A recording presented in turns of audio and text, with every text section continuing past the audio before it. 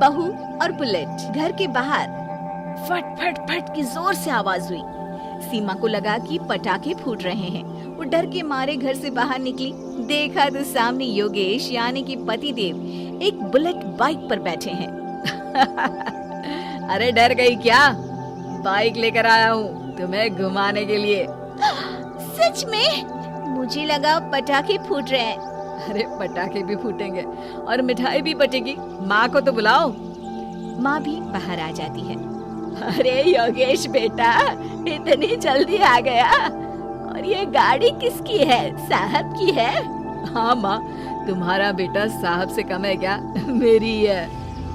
अरे बेटा, इतनी बड़ी गाड़ी ले ली, इससे तो तू घोड़ा ही ले लेता। महंगी पड़ी होगी ना? माँ महंगी सस्ती छोड़ो और मिठाई लाया हूँ, गांव में बंटवा दो। अरे बंटवा क्यों दो?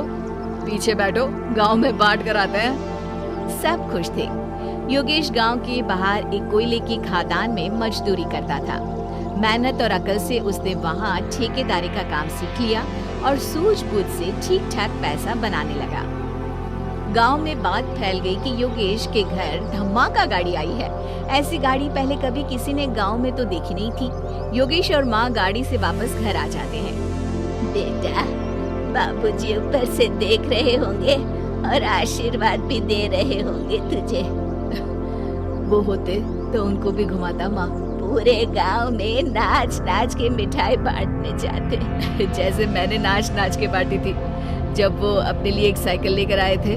बस बस, बाबूजी दो बात भी सुनाते कि फटफट वाली फटफटी ले आया। सीमा आगे कहती है, अपने लिए तो ये गाड़ी ले आए और मेरे लिए? अरे ये गाड़ी तुम्हारे लिए ही तो है। पक्का मेरे लिए है? अरे पक्का तुम्हारे लिए है।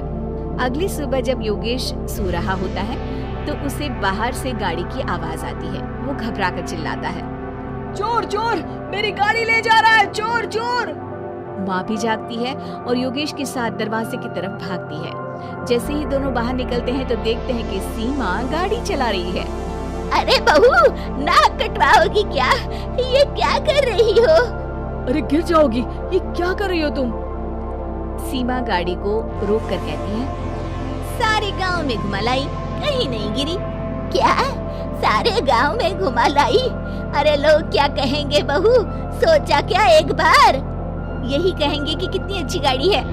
अरे तुम्हारे बारे में। हाँ, कहेंगे ना कि देखो कितनी अच्छी गाड़ी पर बैठी है। बहू गाड़ी रखकर योगेश और सासू माँ के पास जाती है। तुमने कब गाड़ी चलाना सीखा? हमारे बाबूजी के पास पुरानी स्कूटर थी, सीख ली। फिर स्कूल में एक मास्टर जी भी ऐसी ही गाड़ी लेकर आते थे, उन्होंने सिखा दी। हाँ, स्कूल के मास्टर आजकल यही सब तो सिखा रहे हैं। पढ़ाई का कुछ सिखाते तो कुछ भला होता। अरे बहू, अब गाड़ी मत चलाना। हमारे परिवार में कभी किसी औरत ने पीछे से आगे की सीट पे आने की हिम्मत नहीं की है। तुम भी मत करना, समझी? जी समझ गई माँ जी। सीमा सास की बात सुनकर चुपचाप रसोई में जाकर उदास होकर खाना पकाने लगी है। सास सुबह सुबह मंदिर से पूजा करके लौट रही होती है। तभी उसे दो औरतें रोक लेती हैं और कहती हैं, अरे बहू को थोड़े अच्छे लक्षण भी सिखा दो। गाड़ी चलाने निकली थी, गांव की मर्यादा का कोई ख्याल नहीं है। वही तो। अरे पैसे आने लगे हैं तो क्या मतलब कि किसी रीति रिवाज को नहीं मानोगे? अरे समाज में रहना है तो समाज के ढंग से ही रहना पड़ता है। अरे लाज भी नहीं आई बहू को? चूल्हे चौके से निकलकर सीधे गाड़ी लेकर चौराहे चबूतरे नाप लिए, फट फट फट करते हुए। अरे कुछ कह देना उसे। अरे ये क्या कहेगी? बूढ़ी सास है, इनकी थोड़ी ना चलती होगी घर में। हाँ, बहू की ही चलती होगी, मर्जी भी और गाड़ी भी। सास सब सुनकर घर आती है और बहू को चिल्ला के बुलाती है, अरे नाक कटवा दी सबके सामने गाड़ी चलाकर। औरत जात गाड़ी नहीं चलाती। शहरों में तो 4 पहियों वाली गाड़ी भी चलाती है और हेलीकॉप्टर, हवाई जहाज भी। शहर में थोड़ी ना रहती हो मैडम साहिबा। आज के बाद गाड़ी से ही नहीं, यूं भी निकलना बंद तुम्हारा घर से। माँ सही कह रही है, कहीं भी जाना हो तो मुझे बता देना, मैं लेकर चलूंगा। आज माँ को तुम्हारे कारण कितनी बातें सुननी पड़ी। इतना कहते हुए योगेश वहाँ से चला जाता है। बारिश की वजह से कारखाने के रोड पर कीचड़ रहता है, इसीलिए योगेश गाड़ी घर रख कर जाता है और किसी से लिफ्ट लेकर कारखाने पहुंचता है ताकि नई गाड़ी गंदी ना हो। लेकिन शाम को इतनी तेज बारिश होती है कि उसे वापस आने का कोई साधन ही नहीं मिलता। बारिश बढ़ती जाती है, रात के 11 बज जाते हैं। रास्ते में एक नदी का ब्रिज है, अगर उस पर पानी आ गया तो योगेश कारखाने में ही फंस जाएगा। पूरी रात भूखे प्यासे बितानी पड़ेगी। घना अंधेरा, बिजली की कड़कड़ाहट और तेज बारिश। राजेश डर भी रहा था, ठंड से कांप भी रहा था। तभी उसे रोड से आती हुई एक रोशनी दिखती है। वो देखता है कि उसके सामने एक बाइक आकर खड़ी हुई है।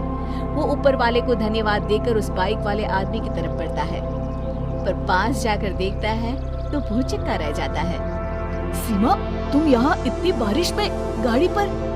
पहले बैठो तो, नदी ब्रिज पे आ जाएगी तो जाना मुश्किल हो जाएगा। योगेश गाड़ी के पीछे बैठता है। सीमा गाड़ी चला रही है। मैंने तो तुमको पहचाना ही नहीं। गाड़ी की आवाज तो पहचानी होगी ना? अरे पर मुझे नहीं पता था कि तुम आओगी। अच्छा किया कि तुम आ गई। माँ नहीं आने दे रही थी, पर हमेशा पति पत्नी की रक्षा थोड़ी ना करेगा, पत्नी को भी तो करनी चाहिए। योगेश को सुबह अपने किए पर पछतावा होता है। उसकी आंख में आंसू आ गए जो बारिश की बूंदों में बह गए थे। उसके बाद सीमा को सास दे और योगेश ने खुशी खुशी समाज की सीमा लांघने की मंजूरी दे दी। अब वो जहाँ भी जाती फट फट फट गाड़ी पे ही जाती।